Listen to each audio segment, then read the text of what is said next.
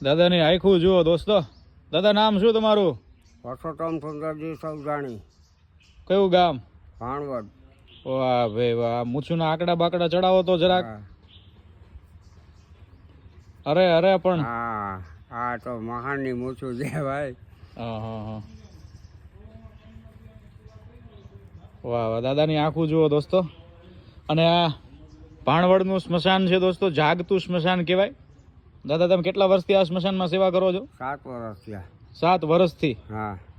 અને કોરોના ટાઈમમાં તમે કેવી સેવા કરતા એ કહો તો જરાક આપણા દર્શક મિત્રોને. કોરોના ટાઈમમાં છે ને 14 બોડી એક દિવસમાં, પછી 8ના કોઈ હગાવરે 8ના અડાડતા. એ બધી સેવા તમે કરતા? એ સેવા હું કરતો હતો બધી. હા હા હા. અને એમ નહીં, એ એટલું બધું જે થતું બરાબર છે ત્યારે તમને કંઈ ન થયું? ના, મને કાંઈ નથી થયું. આપણે દયા છે ભોળેનાથની. હા હા હા. આ ભોળેનાથનું ઘર જ છે. હા હા. દોસ્તો દાદા જે છે ને અહીંયા ભાણવડમાં સ્મશાનમાં સેવા કરે છે કેટલાય વર્ષથી.